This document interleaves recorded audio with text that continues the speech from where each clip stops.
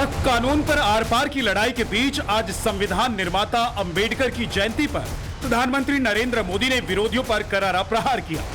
हरियाणा के हिसार में जनसभा को संबोधित करते हुए पीएम मोदी ने वक्फ के नाम पर हो हल्ला मचाने और सियासत मचाने वालों के एजेंडे को एक्सपोज कर दिया। सबसे पहले प्रधानमंत्री नरेंद्र मोदी ने कांग्रेस पर करारा हमला बोला। पीएम मोदी ने कहा कि चंद कट्टरपंथियों को खुश करने के लिए कांग्रेस ने 2013 में आनन फानन में वक्फ कानून में संशोधन किया, जो बाबा साहेब अंबेडकर के संविधान के खिलाफ है।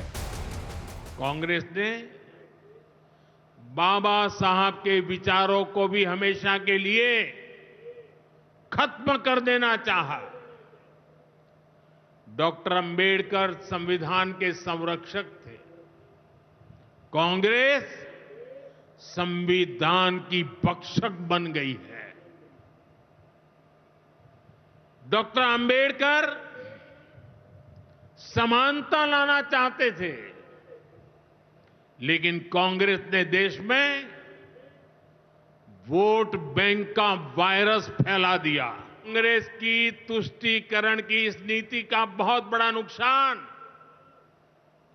मुस्लिम समाज को भी हुआ है।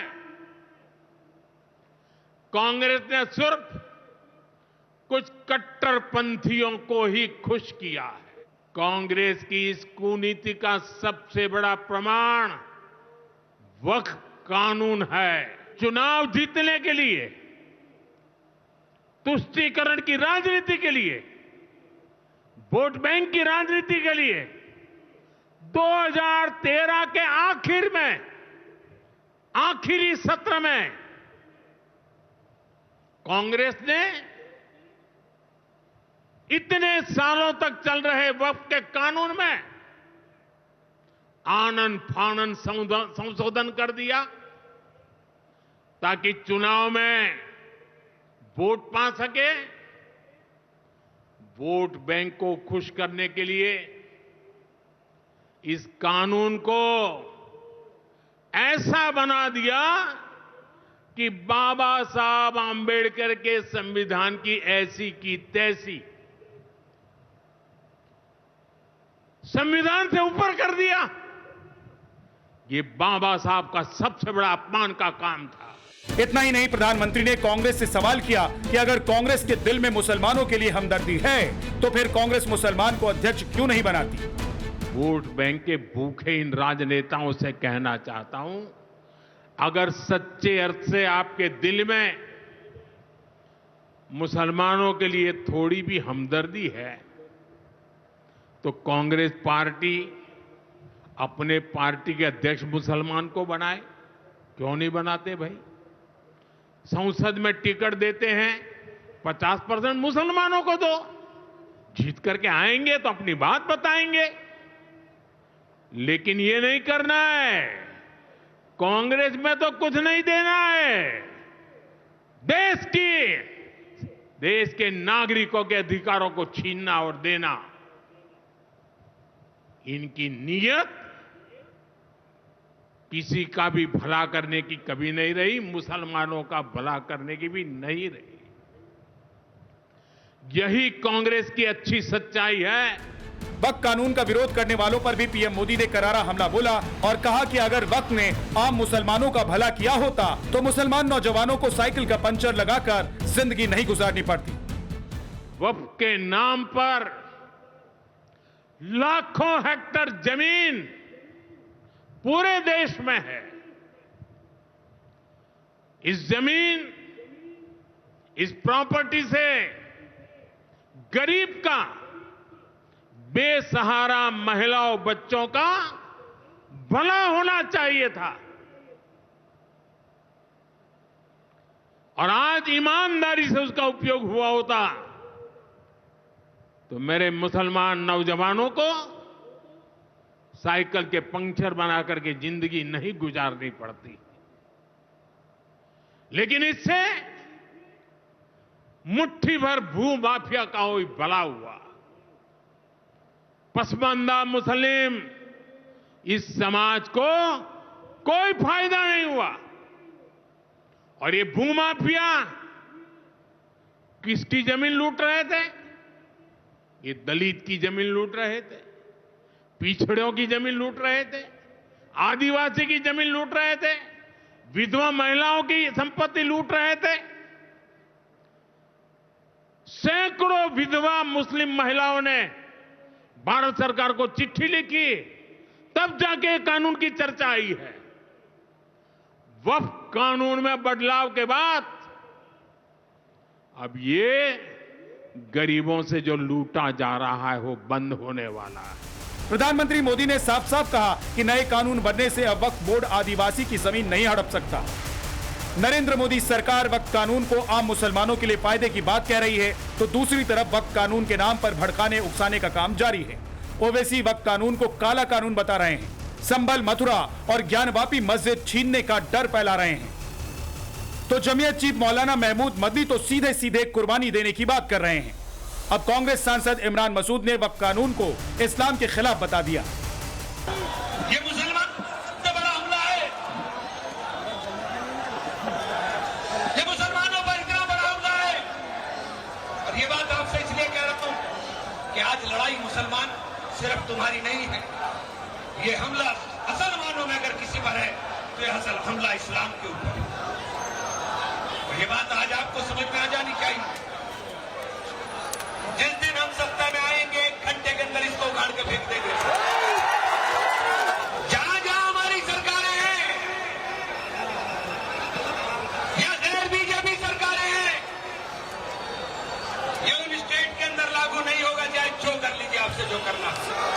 इनके कुछ पुरखों ने 1 घंटे के अंदर फैसला लिया था और अल्लाह के नाम पर एक स्थान बनाया, उसका नाम पाकिस्तान, और गए देखिए क्या दशा उनकी है। अगर ऐसे ही रहेगा, इन्हीं लोगों की वजह से मुसलमानों की दशा बहुत खराब है। सच्चर कमेटी की रिपोर्ट कहती है इनकी दशा SC/ST से खराब है। और 1 घंटे ऐसे लोगों को, बोलने वालों को तो सदस्यता खत्म होनी चाहिए।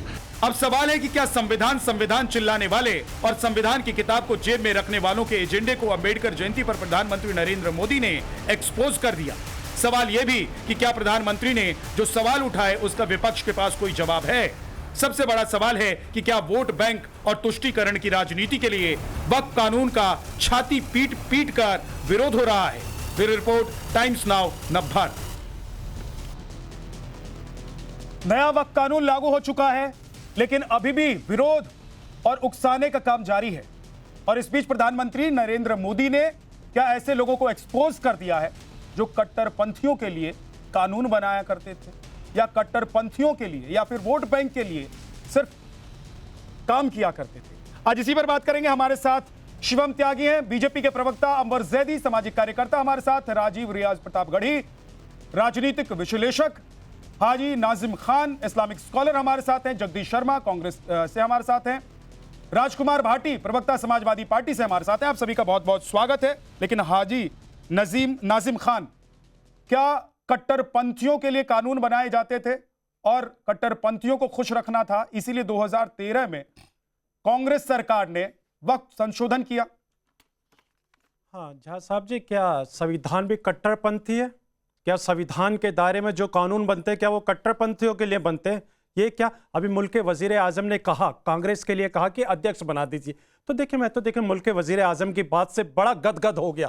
तो मुझे ऐसा लगा कि जहां जिस राज्य में चुनाव होंगे तो अगला मुख्यमंत्री जो भी बनेगा मुस्लिम चेहरा होगा। और जहां तक मुझे अब उम्मीद जागी है कि भारत के अंदर अब जो आने वाला मुल्क के वजीर आजम होगा वो शायद मुस्लिम ही होगा, पसमानदा समाज से होगा। अब मुझे वो चीज़ मुझे दिखना चालू हो गया किसी प्रदेश का।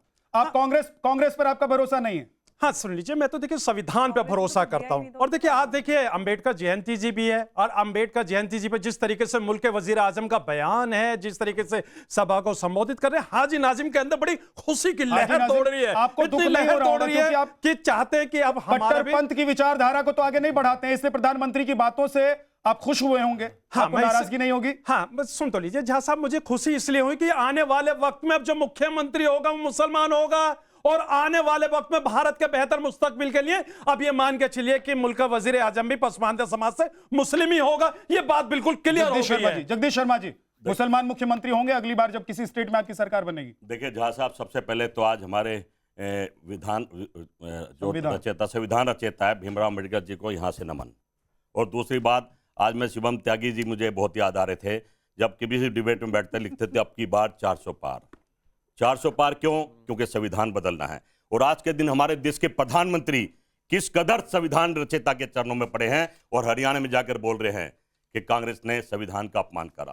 कहना क्या, मैं समझता हूं प्रधानमंत्री जी भूल गए आपने किया नहीं क्या? देख, हम तो हमेशा सम्मान करते हैं, हम कांग्रेस आपने किया नहीं क्या, ये मुझे बताइए। 2013 में आपने क्या किया? हम हमेशा सम्मान करते हैं, संविधान से देश को चलाना चाहते हैं। हम हिंदू मुसलमान से देश को चलाना नहीं चाहते। जहां साहब समझ लीजिए, प्रधानमंत्री दुखी हैं, बंगाल में चुनाव है, बिहार में चुनाव है। प्रधानमंत्री ने कहा है जगदीश जी कि 2013 में जो आप लोगों ने संशोधन कर कानून बनाया, वो कानून क्या था? वो लूट खसोट वाला कानून था, वो माफियाओं के लिए फायदेमंद कानून था। ये तो गरीब मुसलमानों के लिए प्रधानमंत्री कह रहे हैं। मैं वक्फ बोर्ड का मामला चल रहा है, चैनल पर देख रहा था कि बुलडोजर चला दिया है एक मस्जिद पर। अरे भाई, यही तो डर सता रहा था। मस्जिद, मंदिर, गुरुद्वारा, चर्च, ये सब ये कभी भी अवैध नहीं हो सकते। जहां बन गए समाज की नियत और नियत से बन गए, इन पर अवैध क्या चलाना। बुलडोजर इसलिए चला दिया है कि नया कानून आ गया? नहीं भाई, इसलिए मंशा तो यही है कि सारी जमीन इनको देनी है। थोड़ा सा क्लियरिटी के साथ जगदीश जी, थोड़ी क्लियरिटी के साथ आप थोड़ा क्लियर करके बताइए, लोगों को बरगलाइए मत। आप क्लियरिटी के साथ बताएं कि क्या किसी जगह पर अगर बुलडोजर चला है तो वो वक्त कानून की वजह से चला है? देखिए, मैं तो इनकी नियत के कारण चला है, डर है। आज तो हर मतलब समाज को आप नाम लेंगे वक्त कानून का, और किसी भी नियत, राजनीति, किसी भी वजह से चले तो आप भाई परेशान है। इनकी नजर जमीन पर आगे की वजह से तो परेशान नहीं है ना, वक्त कानून की वजह से अपने हाथ में रखेंगे। भाई संपत्ति क्या लेना देना, कहने के इनको देना होगा अपने दोस्तों को, संपत्ति इनको हाथ में रखनी है। देखिए, हमारे शास्त्रों में रचित है कि मछली की आंख पर जो तीर मार सकता है वो अर्जुन है। उस युग में वो थे, और इस युग में मछली की आंख की तरह निशाना लगाने वाले आदरणीय प्रधानमंत्री जी आज जो बात बोली है, सब के सब एक साथ बिलख गए। लेकिन इसका तथ्यात्मक मुझे कोई जवाब दे दे। यहां सारे महानुभाव बैठे हैं, कांग्रेस वाले भी हैं, मुस्लिम क्लैरिक्स भी हैं। आप मुझे बस एक चीज बता दो, अगर हिंदुस्तान की सबसे ज्यादा जमीन वक्फ के पास है तो यह अब्दुल पंचर क्यों साट रहा है? अगर हिंदुस्तान की सबसे ज्यादा जमीन वक्फ के पास है तो हिंदुओं की लिटरेसी, प्लीज आप बीच में रोकेंगे? मैं प्लीज नहीं, बिल्कुल नहीं। मुझे अगर आप मेरा टाइम नहीं सिक्योर करा सकते मैं चुप हो जाऊंगा। मैं फिर से शुरू कर रहा हूं। अगर वक्फ के पास भारत की सबसे ज्यादा जमीन है तो अब्दुल क्यों पंचर साट रहा है? अगर वक्फ के पास सबसे ज्यादा जमीन है तो हिंदू की लिटरेसी 85% और मुस्लिम की लिटरेसी सिर्फ 66% क्यों है? अगर वक्फ के पास सबसे ज्यादा जमीन है तो 14% वाले मुसलमानों की जीडीपी में जो कंट्रीब्यूशन है वो 3% क्यों है? अगर वक्फ के पास सबसे ज्यादा जमीन है तो हिंदू की पर कैपिटा 1225 2010 के हिसाब से और मुसलमान की पर कैपिटा इनकम 900 से नीचे क्यों है?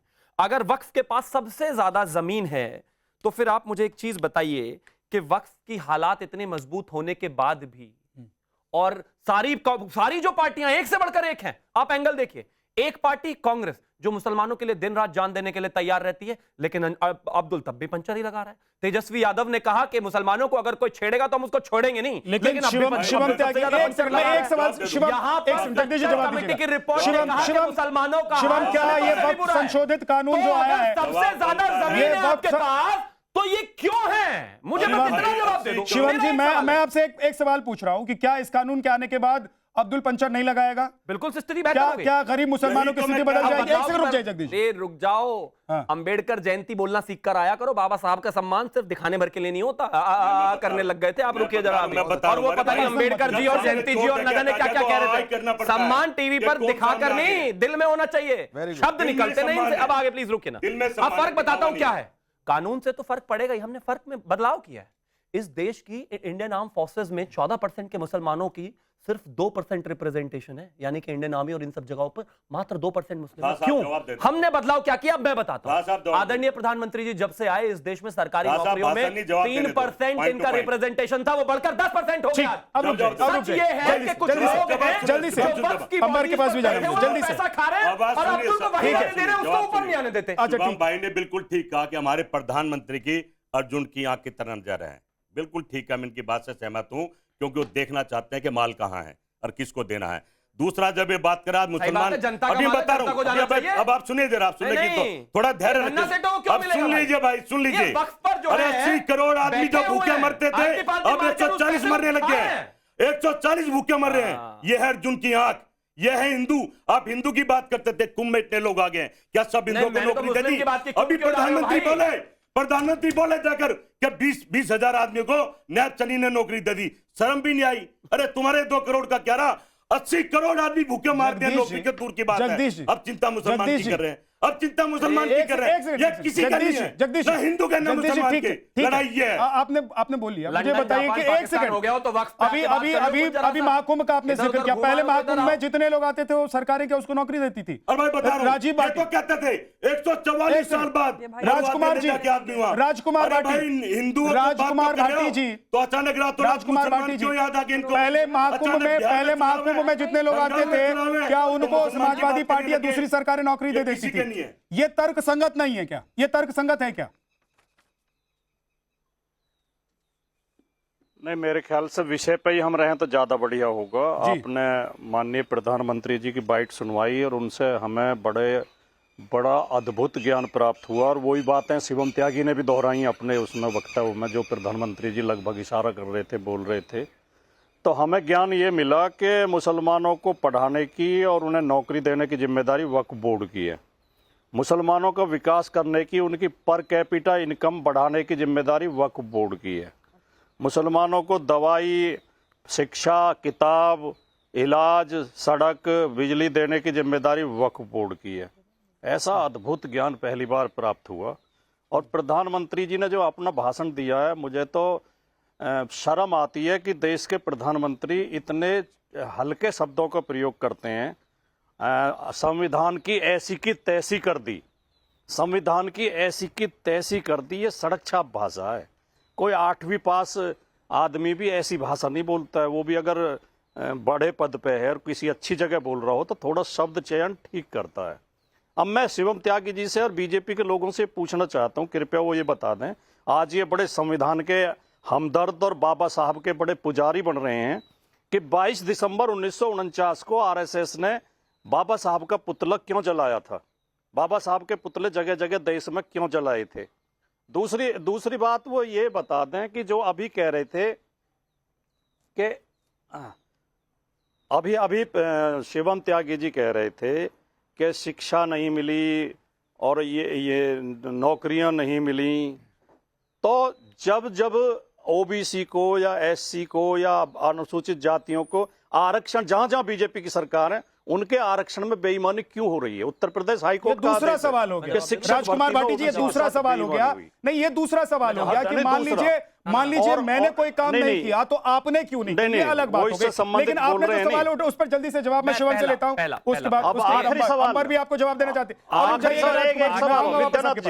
विद्यानाथ जी मेरा एक सवाल और रह गया, विद्यानाथ जी मेरा एक सवाल और रह गया जो बहुत महत्वपूर्ण है, जल्दी से। अभी प्रधानमंत्री जी ने कहा कि किसी मुसलमान को मतलब टिकट भी नहीं दे रहे और अध्यक्ष नहीं बना रहे, तो मुझे इस बात का जवाब भी दे दे शिवम त्यागी कि आरएसएस ने आज तक हिंदू समाज के 85% आबादी में से किसी ओबीसी, किसी एससी, किसी आदिवासी को आज तक आरएसएस शिवम जल्दी से नहीं बनाया। शिवम, इन तीनों सवालों के जवाब मुझे शिवम त्यागी भाटी जी ने कहा कि ये किसी 8वीं फेल नेता की भाषा हो सकती है। चलिए ठीक है, हो सकती है। हम तो ये ऑस्ट्रेलिया रिटर्न की भाषा सुनवा देते हैं आपको। ए पुलिस तुमसे ज्यादा बदतमीज कोई हो नहीं सकता, बैठ जाए यहां पर। ये एक ऑस्ट्रेलियन रिटर्न की भाषा है। नेता का नाम आप जानते ही होंगे भाटी जी, मैं आपको क्यों बताऊं। एक और बात कही भाटी जी ने कि वक्फ का काम मुस्लिमों को पढ़ाना लिखाना, उनकी स्थिति बेहतर करना, उनको खाना खिलाना नहीं है। बिल्कुल ठीक बात है, मैं आपकी बात से 100% सहमत हूं। लेकिन ये काम तो मठ का भी नहीं है, ये काम तो गुरुद्वारों का भी नहीं है, ये काम तो बड़े बड़े जो धार्मिक संस्थान है उनका भी नहीं है। फिर भी इस देश में करते हैं वो लोग। स्वर्ण मंदिर का काम खाना खिलाना नहीं है, लेकिन लंगर 1 लाख लोगों को खिलाते हैं वो लोग। और तिरुपति में लोगों को भंडारा खिलाना लोगों का काम नहीं है, सरकार का है, लेकिन फिर भी खिलाते हैं वो। समाज के आगे बढ़ने के लिए जो काम होने चाहिए सारे धार्मिक संस्थान करते हैं। वक्फ कौन सा वो बना रहा है? वक्फ क्या करता है? 5 स्टार प्रॉपर्टी को बैंगलोर में 50,000 रुपए की लीज पे दे देता है एक नेता को उठाकर। दर्द उन नेताओं को है। और एक और चीज कहना चाहता हूं, इन्होंने कहा कि मुसलमानों के लिए क्या किया। बिल्कुल ठीक बात है, मैं तो सवाल पूछ रहा हूं।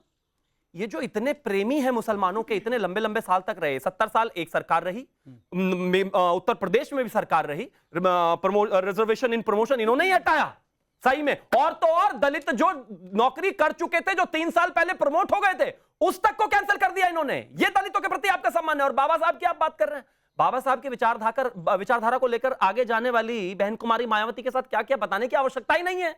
और अंत में एक और चीज कहना चाहता हूं मैं, विषय बहुत साफ है। वक्फ की जमीनें वक्फ के लोगों के लिए, समाज के लिए इस्तेमाल होनी चाहिए।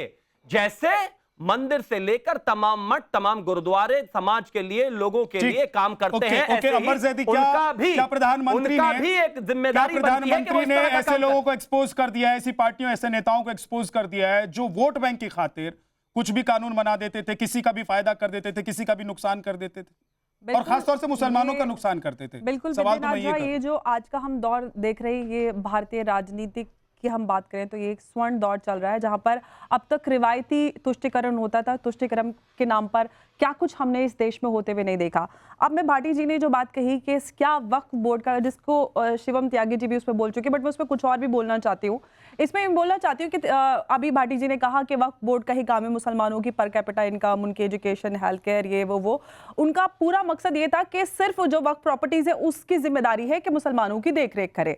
अब मैं इनसे ये कहना चाहती हूँ कि वक्फ की जो प्रॉपर्टीज हैं उसकी ओनरशिप किसके पास है?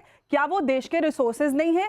क्या उन रिसोर्सेज से हो रही इनकम और उसके कब्जे पे, उस पे क्लैरिटी नहीं होनी चाहिए? सरकार पूछे ना कि हिसाब किताब कहाँ है भाई, कितना रेंट आ रहा है, किसके पास कब्जा है, मेरी ओनरशिप है, मैं पूछूंगी कि भाई साहब क्या हो रहा है, क्या चल रहा है, कहां से इनकम आ रही है, किसके पास जा रही है, कब्जाधारियों के पास कब्जा चलने दिया जाए। और जब सरकार की प्रॉपर्टी है, सरकार की ओनरशिप है, तो सरकार जिम्मेदारी लेगी, पूछेगी हिसाब किताब, और उससे हो रही इनकम का भी पैसा सरकार के पास जाएगा, उसका इस्तेमाल की भी जिम्मेदारी सरकार की है, उसको इंश्योर करना भी सरकार की जिम्मेदारी है। और भारत के मुसलमान भी भारत के नागरिक है, तो जो भी केंद्र सरकार की नीतियां हैं उसका फायदा, उसमें बराबर की भागीदारी, एक सवाल विद इन 30 सेकंड्स मोर, वो सरकार ही देख रेख करती। वहां पे तो ऐसा नहीं है कि भाई केंद्र सरकार की नीतियां मुसलमानों के लिए अलग, हिंदुओं के लिए और सबके लिए अलग। तो फिर आप आपके ही अगर उस पर जाए वक्तव्य के आधार पर, तो फिर तो आपके हिसाब से तो वक्फ बोर्ड को पूरी तरह से नल एंड वॉइड करके, पूरी तरह से डिसमेंटल करके सरकार को दे देना चाहिए। सरकार पूरा जिम्मा उठा रही है तो सरकार आगे भी देखेगी।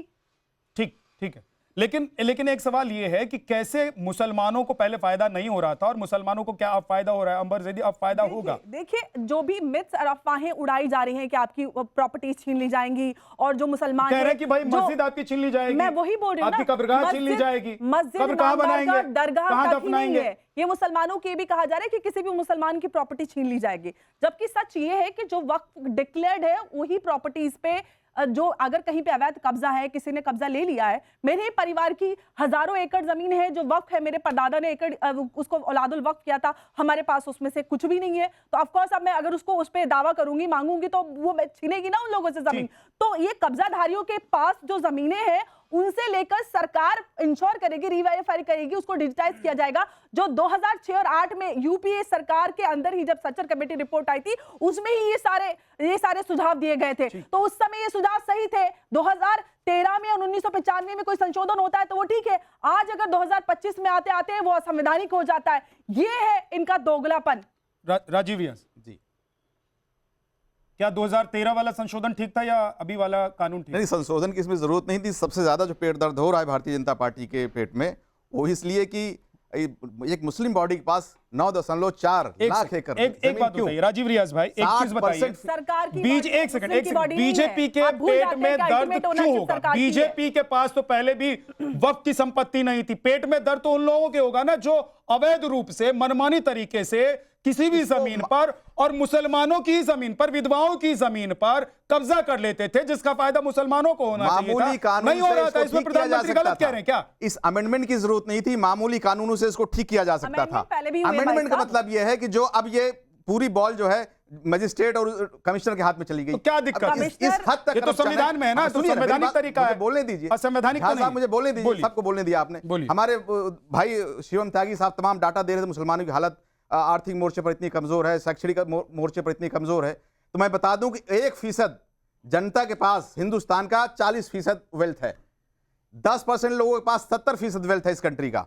यहां रिफॉर्म की जरूरत है। अगर प्रधानमंत्री जी वाकई गंभीर है इस मसले को लेकर, तो गरीबी और अमीरी का डाटा गैप बहुत बड़ा हो गया है। दूसरी बात मैं अर्ज कर देना चाहूं तो बाबा साहब का नाम ले लेकर हमारे भाटी जी बड़ी लंबी लंबी बातें कर रहे थे। अब अय्याशी का अड्डा किसने बोला था और प्रमोशन में रिजर्वेशन का बिल किसने फाड़ा था? बाबा साहब का जो मेमोरियल है लखनऊ में, उसको जो है अय्याशी का अड्डा किसने बोला था? सपा ने बोला था। इनके जो प्रमोशन में रिजर्वेशन के बिल इन्होंने फाड़ा था, जो एम्प्लॉयज प्रमोट हो गए तो उनको डिमोट करने का काम इन्होंने किया था। भगवान बुद्ध के नाम से जो है जिला था उसको बदलने का काम इन्होंने किया। अब इनसे ज्यादा घोर दलित विरोधी, बाबा साहब अंबेडकर विरोधी कोई दूसरा नहीं हो सकता। ठीक है राजीव भाई, एक ठीक है, उसका जवाब मैं ले लेता हूं भाटी जी से, लेकिन एक बात और बताइए, और क्योंकि आपने शिवम को लेकर भी सवाल पूछा तो उनसे भी मैं एक मेरा सवाल है कि अभी मुसलमानों को भड़काया जा रहा है कि देखिए आपकी काशी की मस्जिद छिन जाएगी, आपकी संभल की मस्जिद छिन जाएगी, आपकी मथुरा की मस्जिद छिन जाएगी, तो ये सब जो बातें हो रही है सिर्फ मुसलमानों को भड़काने के लिए नहीं हो रही है क्या? देखिए इसकी संभावना है, इस देश में छीना गया है 60। संभावना कैसे? इस कानून से छिन जाएगा, इस कानून से छिन जाएगा। अरे संभल की मस्जिद, अगर संभल की मस्जिद की जगह अगर ये साबित हो जाता है कि वहां पर मंदिर है था, तो इस कानून की वजह से होगा। विद्यानाथ जी जाएंगे अगर आप, तो तमाम मंदिरों को आप जब उसमें जांच होगी पता लगा सारे बौद्ध मठ थे। मैं एक उदाहरण देता हूं गोरखनाथ मठ का, वो बाबा मत्स्येंद्रनाथ ने उसको स्थापित किया था जातिवाद के विरुद्ध। हिंदू समाज जिसको मतलब आप ये मान रहे हैं ना कि मस्जिद की जगह नहीं थी? मेरी बात सुनिए, चाहे वो सनातनियों की थी, चाहे बौद्धों की थी, मस्जिद की तो नहीं दिया जाए, मुझे बोलने दिया जाए। आज वो मठ हिंदू, जो उनके दुश्मन थे तथाकथित हिंदू शक्तियां, उसके लिए इस्तेमाल हो रहा है। बाबा योगी आदित्यनाथ तक मेरी आवाज आनी चाहिए। मतलब आप क्लियर तो रहिए अपने पार्ट पर। मैं कह रहा हूं कि आप ये मान रहे हैं ना कि मस्जिद की जगह नहीं है वो, जहां भी लड़ाई चल रही है, चाहे वो बौद्ध मठ की जगह रही हो या सनातन किसी मंदिर की जगह बनाई नहीं जा सकती। आपकी जगह तो नहीं है, ऐसी जगह नहीं बनाई जा सकती जहां कोई और आपकी जगह नहीं है, ये आपने माना ना? नहीं, बिल्कुल नहीं मान रहा हूं। तो फिर अभी तो आपने कहा, अभी पीछे बाइट कर सुनवाऊं क्या? अभी आपने कुछ ही सेकंड पहले कहा है। मैं ये कह रहा हूं भाई साहब कि अगर मस्जिद कहीं बनी है तो उसके नीचे कोई और इबादतगाह नहीं हो सकती है, तो ये बात अलग हो गई। लेकिन आपने कहा कि जहां पर मंदिर होने का ये दावा कर रहे हैं वहां पर बौद्ध मठ था, तो कम से कम आप ये मान रहे हैं कि मस्जिद की जगह नहीं है। ठीक है, एक बार शिवम जवाब दीजिए, इन्होंने आपसे सवाल किया, उसके बाद मैं जाऊंगा भाटी साहब के पास। एक चीज हमें समझनी चाहिए, हिस्टोरिकली फैक्ट, इस देश में सबसे ज्यादा मुस्लिम तो कांग्रेस के प्रताड़ित है ही हैं, और उसमें भी सबसे ज्यादा प्रताड़ित है मुस्लिम बहनें। शाहबानो के केस में जब फैसला पलटा राजीव गांधी ने, उससे 24 घंटे पहले तक राजीव गांधी उसके फेवर में थे। एक 70 साल की महिला को जो 75 रुपए सुप्रीम कोर्ट से जाकर गुजारा भत्ता मिला, उसके फेवर में थे राजीव गांधी।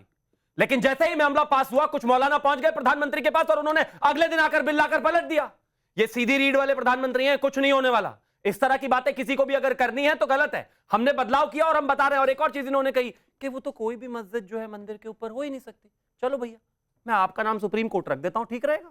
क्योंकि सुप्रीम कोर्ट ने तो ऐसा नहीं माना। एएसआई रख दूं आपका नाम, क्योंकि एएसआई ने तो कहा था वहां बाबरी के नीचे मंदिर ही था। तो मैं मानता हूं इस तरह की बातों में जाने का कोई सेंस नहीं है।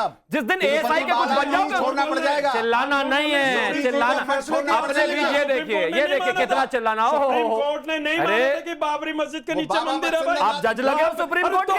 ये किसने कह दिया इनको? भाई आप तो जज नहीं है, सुप्रीम कोर्ट का जो फैसला था उसको तो मानेंगे। सुप्रीम कोर्ट का फैसला मानेंगे या नहीं मानेंगे? या सिर्फ बात फैलाएंगे? भाई गलत वही लोग हैं जो बात फैलाते थे वकोड़ की जमीन के ऊपर। सुन लीजिए, अरे भाई आप ही को आप तो मुसलमान को पंचर कह के बोल रहे हैं, अब्दुल पंचर कह के। भाई हिंदू भाई भी तो पंचर लगाते हैं, हिंदू भाई भी तो पंचर लगाते हैं, तो हिंदू पंचर वाला क्यों नहीं कहा? लेकिन मुस्लिम को अब्दुल पंचर के नाम से कहते हैं। मतलब पंचर वाले को पंचर वाला बोल दो तो इसको भी गाली लगी। काम है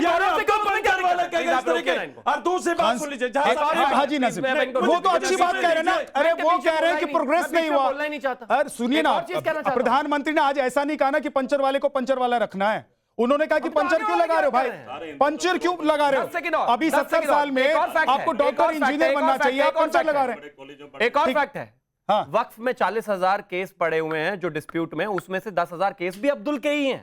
परेशान भी आप ही हो, हम उसी को ठीक कर रहे हैं। वो हिंदू मुस्लिम का विषय ही नहीं है, ये तो गरीब आदमी को दबा रहे हैं। वहां पर जो ऊपर कुछ लोग ठेकेदारी कर रहे हैं वो बना रहे हैं। सबसे ज्यादा प्रॉब्लम उन लोगों से। इस देश की सबसे ज्यादा जमीन को होने देने वाले आदमी। मेरे हिंदू भाई गरीब मैं जवाब दूंगा इनके दर्द का। जो आश्रम के पास जमीन है, मठ के पास है, भाई उसकी भी थोड़ा सा जांच करवा लीजिए। जो मेरे गरीब हिंदू भाई है वो उनका भी थोड़ा बड़ा हो जाएगा। लेकिन आप तो भाई मुस्लिम में हित की बातें करते हैं। एक ही लाइन है, हिंदू भाइयों की बात कीजिए। एक ही लाइन है। अरे भाई हिंदू मेरे भाई है। देखिए एक ही लाइन है, एक ही लाइन है इसके लिए। एक लाइन है।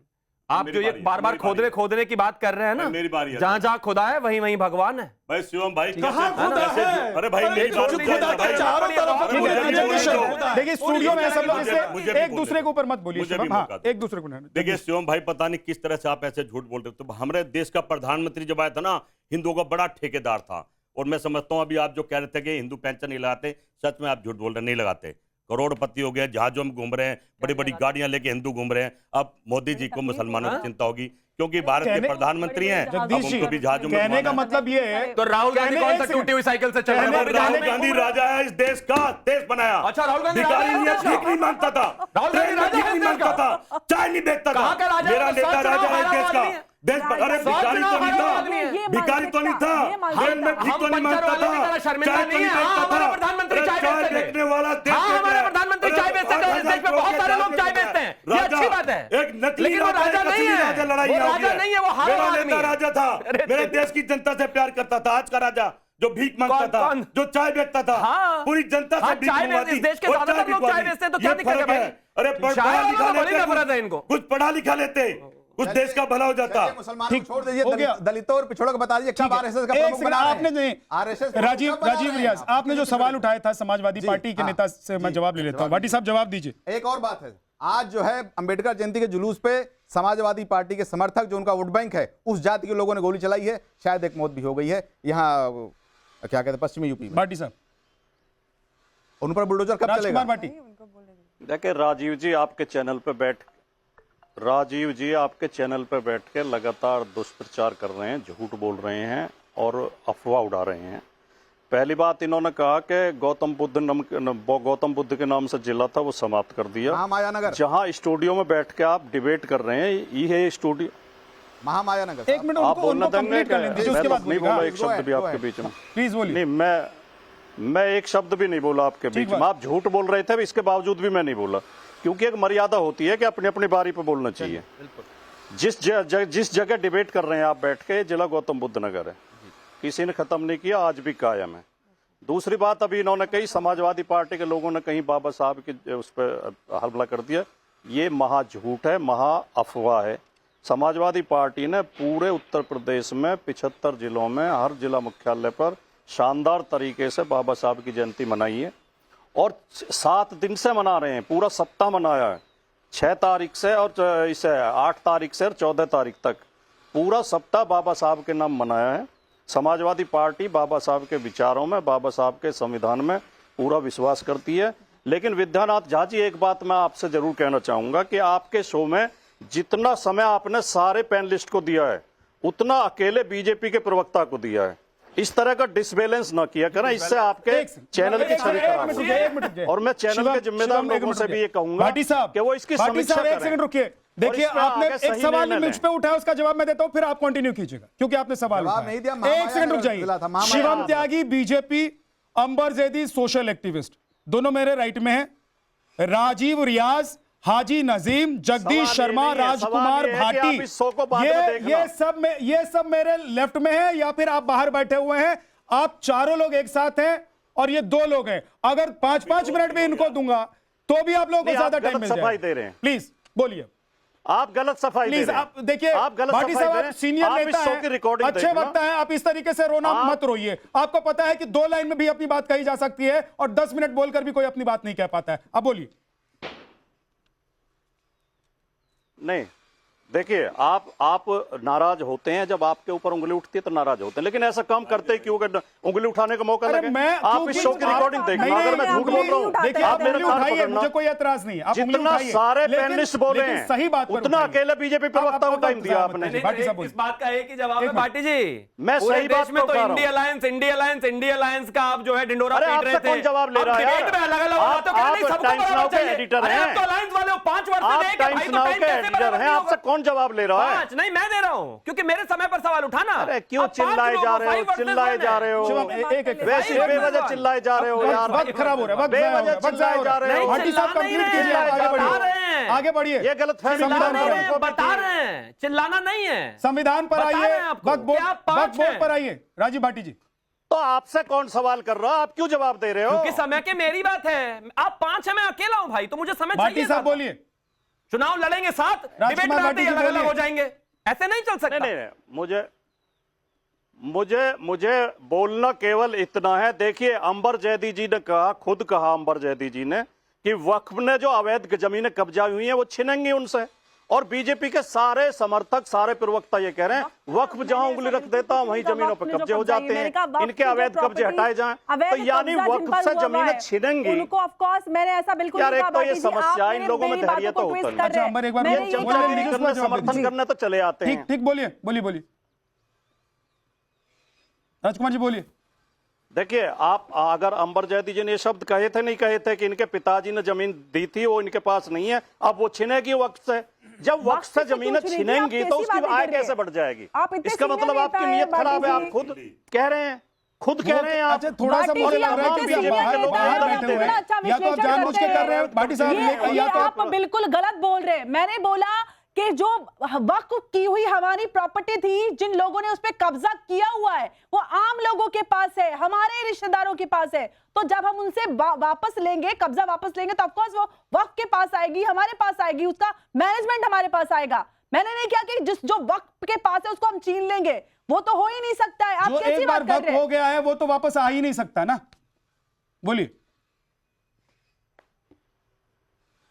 लेकिन पहले आप ऐसा नहीं कह रही थी। मैं ऐसा ही कह रही थी, मैं ऐसा ही कह रही थी। मैंने ये कहा था उससे पहले कि जिन वक्त की प्रॉपर्टीज पे अवैध कब्जा चलिए ना, उसको वापस लिया जाएगा। ठीक है, प्रॉपर्टीज को रीवेरीफाई करके अंबर जैदी, देखिए ये अंबर जैदी वर्सेस भारत सरकार नहीं हो रहा है, या समाजवादी पार्टी नहीं हो रही है, तो इसलिए संविधान और वक्त पर रहते हैं, संविधान और वक्त पर रहते हैं। राजीव जी जल्दी, अब 20 सेकंड में जवाब दीजिए, आप काफी लंबा वक्त हो गया। देखिए, ये जलेसरी घटना है, इसको नोट कर लें। और अयाशी का अड्डा किसने बताया था? अखिलेश यादव जी ने बताया था। प्रमोशन में रिजर्वेशन का बिल आपने फाड़ा था। आज बाबा साहब की जयंती है। नो, गलत कह रहे हैं आप, झूठ बोल रहे हैं। आपकी पार्टी ने फाड़ा था। आप झूठ बोल रहे हैं। आपकी पार्टी बिजनौर के सांसद ने फाड़ा था प्रमोशन में reservation. This is on record, this is on record. आपने दलितों को डिमोट किया था, आपने जो प्रमोट हुए थे प्रमोशन इन रिजर्वेशन के जरिए, आपने डिमोट किया था उनको। शब्द नहीं बोला इस तरह। और आप पीडीए चला रहे हैं। भाटी जी, मैं आपका व्यक्तिगत रूप से सम्मान करता हूं, आप विद्वान व्यक्ति हैं, लेकिन इस तरह से आप झूठ बोलना है एक नेशनल चैनल पे, बहुत बुरी बात है ये। नहीं, लेकिन ये आप झूठ बोल रहे हैं। अखिलेश यादव जी ने कभी नहीं कहा है सर। बहन जी पर हमला किसने किया था? नहीं, बाबा साहब झूठ बोल रहे हैं, मैं कैसे कह दीजिए, माफी मांग लीजिए। अखिलेश यादव जी ने तो, अरे माफी मांग लीजिए भाई, माफ कर देंगे। दलित बड़े महान है, इस देश से माफ कर देंगे। समाजवादी पार्टी की सरकार बनी, अखिलेश यादव जी ने तो जब समाजवादी पार्टी की सरकार बनी, एक सिरफिरे आदमी ने बहन जी के प्रतिमा तोड़ दी थी। अखिलेश यादव जी ने तुरंत पुलिस भेज के उसे अरेस्ट कराया और इस प्रतिमा के वो कराई, मरम्मत कराई शानदार तरीके से। और अखिलेश यादव जी ने सख्ती से कहा था कि कोई नुकसान न पहुंचाए। कब होगा? दलित कब होगा? देखिए, एक चीज बड़ी इंटरेस्टिंग है। पिताजी की कुर्सी चाहिए, पिताजी की पार्टी चाहिए, पिताजी का धन चाहिए, पिताजी की सत्ता चाहिए, लेकिन पिताजी के समय में जो कांड किया था उसकी माफी अखिलेश नहीं मांगेंगे, उस पर भाटी जी नहीं बोलेंगे। अभी कह देंगे कि चीख रहे हैं, चिल्ला रहे हैं, ऐसे हो रहा है, वैसे हो रहा है। हमने ये किया, रिजर्वेशन इन प्रमोशन आपने रोका, 3 साल प्रमोटेड लोगों को वापस आप लेकर आए। इस देश में क्या हुआ गेस्ट हाउस कांड में ये देश जानता है। हाँ, सब जानते हैं। पार्टी आप चला रहे हो, मैं कह रहा हूं डिबेट को डिरेल मत कीजिए, छोड़ दीजिए। और इससे बेहतर हो भी नहीं सकता। आज अम्बेडकर जयंती है, बहन जी का दिल बड़ा है, माफ भी कर देंगे अगर माफी मांग ले तो, क्या बुरा ये भाटी। लेकिन मुद्दे पर रहते हैं, मुद्दे पर रहते हैं, इससे बड़ा क्या मुद्दा होगा? जगदीश शर्मा जी, क्या आप लोगों ने जानबूझकर नहीं एक कानून पास किया 2013 में, और क्या जानबूझकर आप लोगों ने निरंकुश तरीके से इतनी शक्तियां दे दी कि वक्त निरंकुश हो गया? जहां उंगली रख दे वही जमीन उसकी, चोर भी मैं, सिपाही भी मैं, और फैसला भी मेरा, अदालत भी मैं। देखिए, मैं समझता हूं मेरा नेता राहुल गांधी कांग्रेस पार्टी धर्मों की राजनीति नहीं करते। 10-12 साल से यही हो रहा है। जिस तरह से आप करो, हिंदू मुसलमान करा रहे हैं, हम इस पर नहीं जाते हैं। हम जनता की समस्या पा जाइए। प्रधानमंत्री 2 करोड़ नौकरी पा जाइए, जहाज में बैठने पर आ जाइए, धर्म की राजनीति नहीं करते हैं। एक सेकंड, मुद्दे बहुत दूर चले गए हैं, जगदीश शर्मा जी, अगर धर्म की राजनीति नहीं कर रहे हैं, धर्म की राजनीति नहीं कर रहे हैं, तो वक्त कानून का सपोर्ट कर रहे हैं, विरोध कर? भाई सपोर्ट नहीं, मैं जो कह रहा हूं ना, कानून जो संविधान के बोलेंगे, जरूरत क्या है? सोनिया गांधी बोलेंगी, राहुल गांधी बोलेंगे, प्रियंका गांधी वाड्रा बोलेंगे। पूरे भारत को मणिपुर बना दिया है, जरूरत किसकी है? राहुल गांधी कंप्लेन करते हैं, जगदीश, राहुल गांधी कंप्लेन करते हैं, विक्टिम कार्ड प्ले करते हैं कि संसद में उन्हें बोलने नहीं दिया जाता। अरे जब वक्त कानून पर बोलना था, संशोधन बिल पर बोलना था, तो क्यों नहीं बोला? भारत के लड़ रहा है, देश तोड़ने की बात नहीं कर रहा, इस बात को समझ लीजिए। विद्यानाथ जी, मेरा एक निवेदन है राहुल गांधी जी से। मेरा एक निवेदन है, मेरा एक निवेदन है, कांग्रेसी अगर इस चैनल को देख रहे होंगे, जो कि देख ही रहे होंगे, टाइम्स को बड़ा प्यार करते हैं वो लोग, तो मेरा राहुल गांधी जी से एक निवेदन है कि आपके जो यहाँ प्रवक्ता हैं वो आपके इतने बड़े फैन हैं, कृपया करके इनको कुछ दे दो भाई। मतलब इनसे सवाल पूछा जा रहा है वक्त में क्या बदलाव होना चाहिए कि राहुल गांधी मेरा नेता है। इनसे पूछा कि इस देश में क्या खराब है कि राहुल गांधी मेरा नेता है। अरे भाई राहुल गांधी ही आपका नेता हो सकता है, इतने इंटेलिजेंट आदमी का नेता हो ही राहुल गांधी सकता है, और कोई हो ही नहीं सकता। अपना नाम दे रखा है मोदी क्या कांग्रेस धर्म की राजनीति नहीं करती है? इसीलिए 2013 में जो संशोधन लाया गया वक्त में, उसमें निरंकुश शक्तियां दी गई, यानी जहां अंबर जैदी की जमीन पर अगर वक्फ बोर्ड कह दे कि ये मेरी जमीन है तो वो जमीन चल जाएगा। अब अंबर जैदी को ये प्रूफ करना होता था, वो भी वही प्रूफ करना होता था जो दावा ठोकता था कि ये जमीन किसकी। यही तो 2013 में लाया। देखिए विद्यानाथ झा, भारतीय राजनीति में धर्म और जात के आधार पर जो राजनीति को जन्म दिया, भाई साहब बोलने दीजिए, मैं किसी के समय पर नहीं बोलती हूं, जिसको जन्म दिया धर्म और जाति के आधार पर वो कांग्रेस है, कांग्रेस ही उसकी जननी। आज यहाँ पर बैठ के राहुल गांधी धर्म के आधार पर राजनीति नहीं करते। बहन जी, भैया जी, बात रख लेने दीजिए। आप लगातार बोले वक्त नहीं, जगदीश जी प्लीज, वक्त नहीं। देखिए जगदीश भाई, वक्त नहीं है, प्लीज आप लोगों को 20 सेकंड है और अंबर जैदी सबसे कम बोल रहे हैं, सबसे मेरी बात को ड्रिल कर रहे हैं। आप मुस्लिम हितैषी हैं और एक महिला की बात को आगे बढ़ने नहीं दे रहे, क्योंकि आपको पता है कि मैं आपका एजेंडा प्रोपेगेंडा बंद करने वाली हूँ। आपने अगर धर्म के आधार पर बहुत शुक्रिया आप सभी मेहमानों का हमारे साथ जुड़ने के लिए। राष्ट्रवाद में आज इतना ही, आपसे फिर मुलाकात होगी। नवभारत आप देखते रहिए।